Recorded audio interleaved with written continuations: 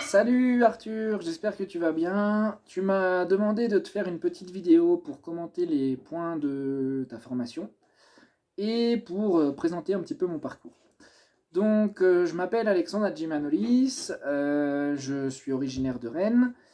J'ai commencé mes études universitaires avec un DUT de gestion des entreprises et des administrations que j'avais fait à Rennes. Et ensuite, j'ai intégré l'ESTEA, donc comme l'ensemble d'entre vous, Arthur y compris. Et j'y ai fait une licence qui était une licence ingénierie des services, option tourisme et loisirs. Et une fois que j'ai eu ma licence, j'ai continué à Saumur, où il y a également une antenne de l'Estoile et où j'ai fait un master tourisme et loisirs sportifs. J'ai dû faire beaucoup de stages pendant mes études universitaires. Et du coup, j'en ai fait quelques-uns en France, une grande majorité en Espagne, dans les Asturies, aux îles Canaries également. Et mon tout dernier stage, après avoir eu une expérience dans les Pyrénées, ça a été en Amérique latine, au Pérou, à Cusco, où j'ai fait mon stage dans l'entreprise où je suis encore actuellement, qui s'appelle Passion Andina, qui est une agence francophone réceptive qui propose des circuits dans toute l'Amérique latine, mais dont la spécialité reste quand même le Pérou et la Bolivie. Moi, quand je suis arrivé comme stagiaire, j'avais surtout la gestion des réseaux sociaux à faire. Donc, je créais pas mal d'articles, je créais du contenu tous les jours, je devais lire beaucoup sur les aspects culturels de l'Amérique latine, du Pérou, les destinations à mettre en avant, et je devais écrire des articles de blog, faire des vidéos, créer des posts Facebook. Et mis à part ça, j'avais également l'accompagnement de groupe, où j'étais en charge en fait des voyages des gens. J'allais les récupérer généralement à Lima, où les touristes arrivent quand ils viennent au Pérou, et je faisais tout le voyage avec eux en m'assurant que tout allait bien, en traduisant les visites, etc., etc. Petit à petit, du coup, mon stage s'est très bien passé. Je suis rentré en France pour remettre mon mémoire. Et petit à petit, j'ai pris de plus en plus de responsabilités au sein de Passion Andina. Je ne faisais pas simplement les accompagnements de voyage, j'ai eu aussi petit à petit des tâches de bureau, de gestion d'entreprise. Et aujourd'hui, je suis le responsable, je suis passé responsable en fait de cette agence Passion Andina. Donc je suis le gérant à Cusco du bureau de l'agence. Là, on est sur maintenant depuis plus d'un an sur une période compliquée au niveau touristique. Donc, j'ai pas abandonné Passion Andina, je continue de gérer l'agence. Évidemment, c'est une période un peu plus creuse, il y a beaucoup moins de demandes de voyage. Donc, en parallèle, en plus de Passion Andina, je suis actuellement en train de lancer une autre agence de voyage qui sera non pas dédiée à des séjours de 2 semaines ou 3 semaines dans toute l'Amérique latine, mais qui se démarquera par des offres de slow tourisme dans la région de Cusco. C'est une agence qui sera prochainement en ligne et sur laquelle je travaille actuellement. Et puis également, ces derniers mois, on a travaillé sur d'autres projets touristiques en Amérique latine, la mise en place d'un collectif d'agences dans l'ensemble de l'Amérique latine et tout un tas de projets touristiques. Voilà un petit peu pour mon parcours. Et, euh, et voilà, je commence maintenant à évoquer le reste de tes points.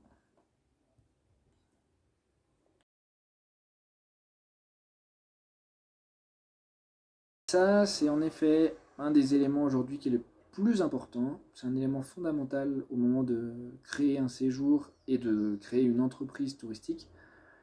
Aujourd'hui, une agence de voyage, elle se démarque par ça. C'est la valeur ajoutée de nos services en tant qu'agent de voyage. À l'époque, il y avait peut-être la possibilité, quand on était agent de voyage, de ne pas être forcément expert du pays et de réaliser malgré tout des ventes parce qu'on avait un contact dans le pays. Et puis les gens, à partir du moment où on était agent de voyage, ils considéraient qu'on avait dans tous les cas plus de connaissances que sur la destination. Aujourd'hui, il y a Internet. Aujourd'hui, les gens, ils comparent tout et ils vont également comparer les connaissances qu'on a en tant qu'agent de voyage. Et ce qu'ils viennent chercher, c'est un gain de temps. Il y a toujours tout un tas de personnes qui viennent dans des agences de voyage parce qu'ils n'ont pas le temps d'organiser leurs vacances. Et deux, ce qui est d'ailleurs la majorité, les gens ils viennent chercher un expert, ils viennent chercher quelqu'un qui connaît mieux le pays qu'eux. ils auront toujours l'impression de connaître le pays. Les gens qui vont venir dans une agence de voyage, ils auront lu avant, ils se seront informés avant, et s'ils viennent dans l'agence, il faut quelque chose en plus, sinon on perd toute crédibilité. Quelqu'un qui vient dans une agence de voyage et à qui on lit un programme qui est disponible sur Internet, elle s'en va parce qu'elle va dire pourquoi je vais payer plus cher quelqu'un qui me lit les choses que moi je peux trouver sur Internet. L'idée c'est du coup d'être un expert de la destination. Quand on a envie de proposer par exemple des voyages en Amérique latine, être un expert de l'Amérique latine. En Asie, pareil.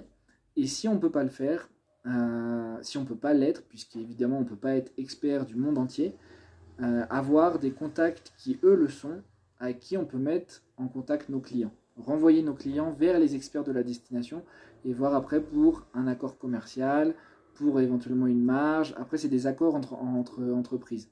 Mais l'idée, c'est que vraiment, quand on lance un séjour au Pérou, il faut être expert du Pérou. Dans le cas de l'Amérique latine, dans le cas de l'Argentine, je pense Tira Latina, à mon avis, Arthur, pour toi, c'est pareil. Quand les gens viennent chez Tira Latina et qui veulent faire un voyage en Argentine, ils n'ont pas envie d'écouter quelque chose qu'ils ont pu lire ou trouver tout seuls.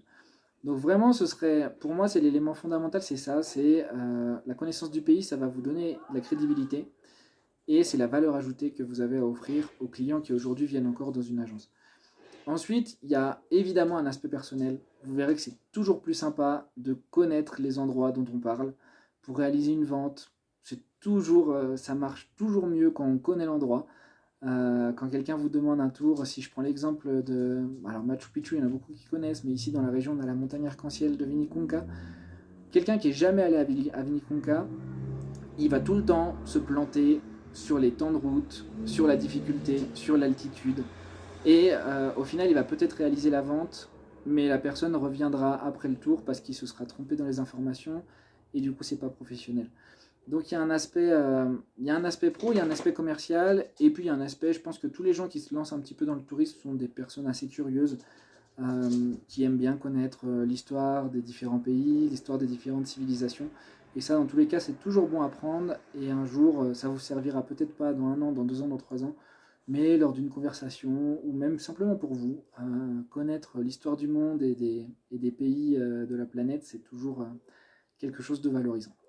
Donc voilà, point hyper important à ne vraiment pas laisser de côté, la connaissance du pays, très très important.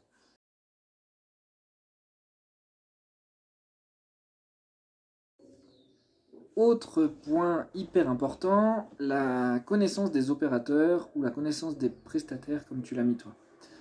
Comme je le disais dans la vidéo précédente, aujourd'hui il faut qu'on soit expert de notre destination, et quand on ne l'est pas, puisqu'on n'est pas expert du monde entier, c'est important de pouvoir compter sur des personnes qui elles le sont et de pouvoir renvoyer nos clients vers les personnes qui elles connaissent bien leur destination. Avoir des bons prestataires, c'est fondamental pour l'aspect information auprès des clients, et au niveau du professionnalisme, il faut faire très attention parce que il faut vraiment avoir des personnes qui ont la même mentalité que la nôtre, la même philosophie que la nôtre et le même professionnalisme que le nôtre. Pourquoi ? Parce que un prestataire, que ce soit un transport, que ce soit un guide ou que ce soit même éventuellement une autre agence locale à qui on fait appel, ce sont des personnes qui vont représenter notre entreprise, donc ils ont une responsabilité énorme. Le retour du client va dépendre énormément du travail justement de ces prestataires, et le risque entre guillemets il est limité pour eux. Pourquoi je dis ça ? Parce que si un guide ou un transport il se plante, il a la responsabilité des clients. Donc sur un tour, voilà, on l'envoie et puis après on croise les doigts pour que tout se passe bien. Mais s'il se plante, le mauvais commentaire il va pas arriver à l'entreprise de transport. Le mauvais commentaire il sera pas sur les réseaux sociaux, sur le profil du guide. Le mauvais commentaire il sera pour notre entreprise. Donc c'est des personnes qui doivent être très pros et qui doivent donner un service à 200% parfait. Sinon, l'aspect négatif, il sera pour nous. Donc on a certaines personnes qui décident au final, dans certains cas, ils ont une demande, un endroit qu'ils ne connaissent pas forcément.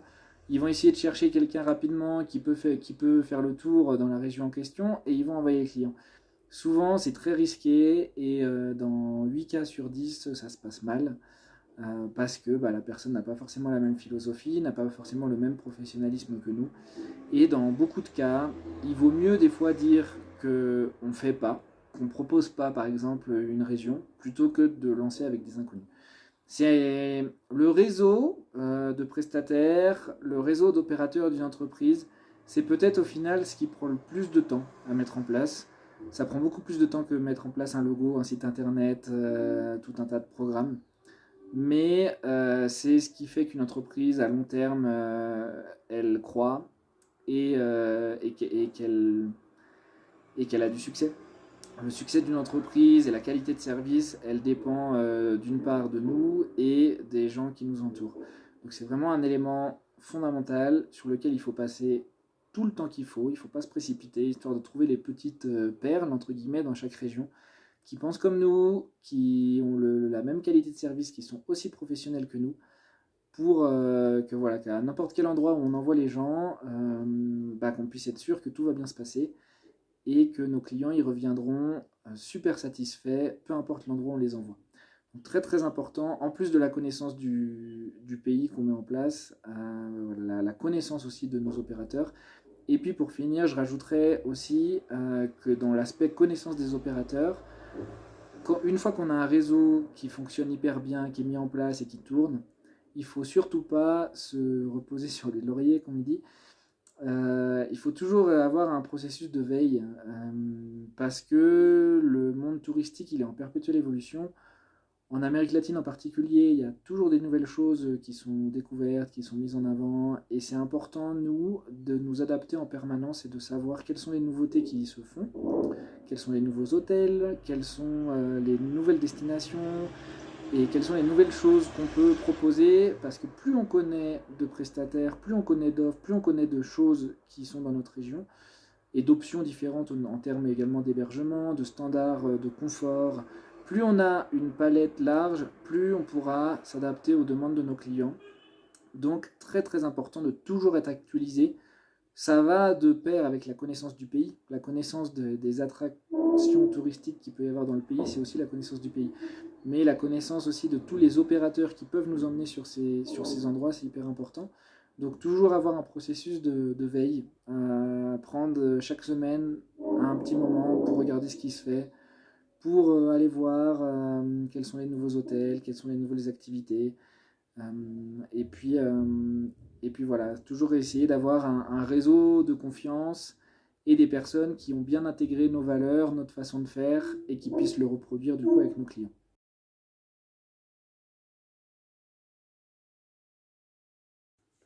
Le troisième point que tu mets en avant, c'est la connaissance du client. Alors il est en troisième, mais il aurait très bien pu être en premier. Au final, les trois points sont tous aussi importants les uns que les autres. La connaissance du client, moi je dirais même plus loin que la connaissance du client. L'idée c'est de connaître même mieux le client qui ne se connaît lui. Euh, Pourquoi je dis ça? Parce qu'il y a beaucoup de personnes quand ils vont faire un voyage à l'étranger. Si je prends l'exemple de l'Amérique latine, on est une destination qui est assez réputée pour les treks et c'est tendance. Les treks, il y a énormément de personnes qui ils vont venir en Amérique latine, ils veulent faire un trek. Seulement, il y a énormément de personnes qui veulent faire un trek alors qu'ils n'en ont jamais fait et ils ne savent pas ce que ça implique. Et s'il n'y a pas un échange, une communication avec le client, on risque de se planter. Et dans 80% des cas, il y a des voyages en Amérique latine qui se passent très très bien. Le chauffeur est au top, le guide est au top, la famille d'accueil chez qui ils vont est au top. Et pour autant, le retour du client, il est mauvais. Pourquoi il est mauvais? C'est parce qu'il n'y a pas eu une bonne communication et on n'a pas réussi à appréhender le profil du client et à voir, à déceler qu'il y avait des trucs, ça allait pas avec sa personnalité, avec ce qu'il demandait. Euh, Quand on fait un trek, par exemple, il y a beaucoup de gens, ils trouvent ça tendance, sauf qu'ils ne savent pas que ça implique un manque de confort, de dormir en tente ou chez l'habitant. Certaines personnes, ils veulent faire absolument un trek, sauf qu'ils ne sont pas prêts à ne pas prendre de douche pendant 3 jours. Et tout ça, c'est des éléments, si on fait un simple échange de mails, des fois, on ne les communique pas. Ou alors, ils vont être présents sur des propositions qu'on va envoyer au format PDF ou au format papier ou tout ce qu'on veut. Et les gens, des fois, on n'est pas sûr qu'ils vont le lire. Donc, pour s'assurer d'avoir bien compris les attentes du client et de bien cerner le profil du client, et à l'inverse, s'assurer que le client il a aussi bien compris ce que ça implique, un trek ou telle expérience le jour 2, le jour 3, le jour 4 de son voyage. C'est important d'avoir un numéro de téléphone, de communiquer et de discuter longuement, très longuement, dans l'élaboration du séjour. Nous, on essaye d'avoir au moins 2 ou 3 appels téléphoniques avec nos clients avant chaque voyage.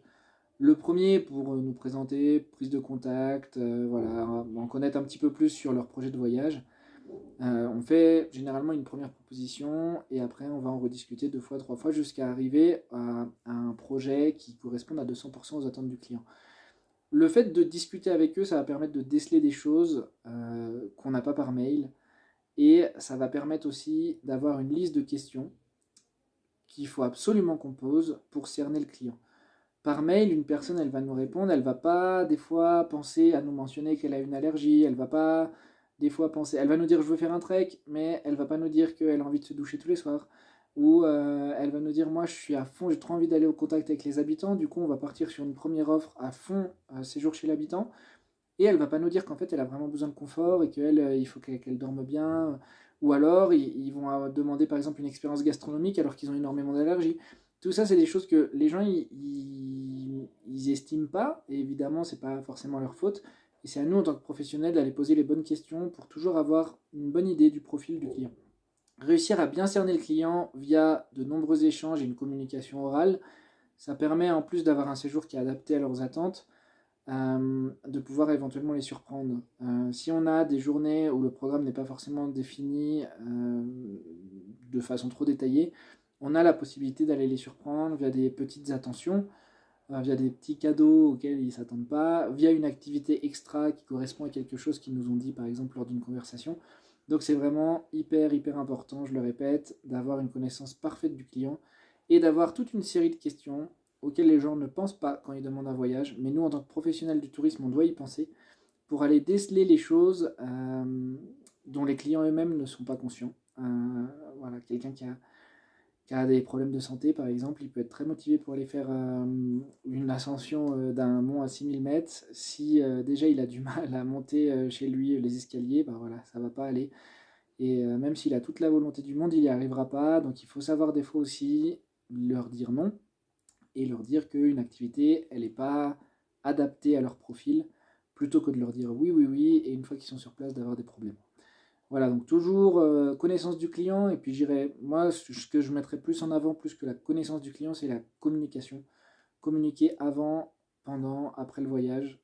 Dans ce point-là de la connaissance du client, c'est surtout avant et pendant, éventuellement, pour réadapter un petit peu certaines offres.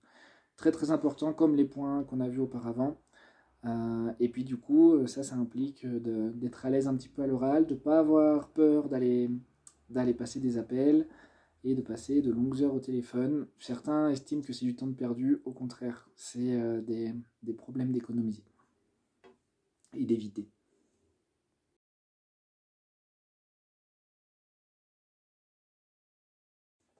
Et enfin, dernier point, je vais faire très court, parce que j'ai déjà explosé le temps que tu m'avais donné et mis à disposition. Dernier point, la cotation, la cotisation, la mise en place du budget du voyage. Alors je dirais simplement que voilà, là il faut beaucoup de vigilance, il faut beaucoup de rigueur. Essayer de bien lister tous les services qu'on va proposer aux clients, le coût de chaque service, essayer de ne rien oublier. Toujours mettre en place aussi une petite marge. Alors en plus de la marge entreprise, essayer de compter une marge en cas de petits pépins, de soucis, il peut toujours y avoir des imprévus. Nous, je sais qu'on met toujours une petite marge au cas où, histoire de ne pas avoir, en cas de souci, à demander aux clients de payer. Souvent, c'est assez mal pris. Si c'est un gros problème, évidemment, des fois, on ne peut pas forcément tout prendre en compte. Toujours bien dire aux gens d'avoir une assurance qui couvre les inconvénients. Certains n'en ont pas. Si c'est des petits problèmes, des petits pépins, c'est l'idéal en tant qu'agence de pouvoir les couvrir plutôt que de demander aux clients. Donc prévoir une petite marge plus la marge ensuite de l'agence. Et après, le dernier point que je voudrais mettre en avant, c'est qu'aujourd'hui, dans énormément d'agences, les gens ne font plus forcément les calculs. Tout est automatisé et passe via des programmes de mise en place de cotisation et d'offres aux clients. Si j'avais un conseil éventuellement à donner aux étudiants, c'est de se pencher sur justement ces programmes, histoire de bien les connaître quand vous arriverez dans le monde du travail. Il y a beaucoup d'entreprises aujourd'hui qui valorisent ça. Quand on arrive et qu'on connaît et qu'on sait déjà se servir de programmes comme celui qu'on utilise nous et qui est beaucoup utilisé dans différentes agences, c'est le programme Togo. Quelqu'un qui a la maîtrise de Togo et qui arrive dans une agence et qui passe un entretien, ça fait directement la différence. Donc idéalement, c'est bien de connaître le processus de mise en place d'une cotisation, les techniques de calcul, etc. Mais en plus de ça, c'est bien de pouvoir maîtriser des outils comme Togo. Il y en a un qui est sorti il n'y a pas longtemps de l'agence Bein, qui est le B-Trip, qui est aussi assez utile pour la mise en place de cotisations. Il y a toute une liste qui existe de programmes. Il n'y en a pas un qui est utilisé par toutes les agences, il y en a différents. Il y a également des agences qui mettent en place leurs propres programmes. Mais dans l'idée, si on a déjà quelques bases et une maîtrise un peu de logiciels comme ça, c'est toujours un atout au moment d'arriver dans le monde du travail. Voilà, je terminerai là-dessus. Merci encore pour le temps accordé. Arthur, voilà, un plaisir d'avoir pu contribuer à ton cours. Hâte d'avoir de nouveau du tourisme pour pouvoir continuer à travailler ensemble entre l'Argentine et le Pérou. Et puis, hâte que les choses se débloquent pour pourquoi pas recevoir certains d'entre vous ici. N'hésitez pas en tout cas si vous avez des questions supplémentaires, c'était une petite vidéo d'introduction, ce sera toujours un plaisir de pouvoir échanger et donner des conseils, encore plus à des étudiants qui viennent de la même faculté que nous. Voilà, merci encore Arthur, merci pour votre écoute à tous et à bientôt.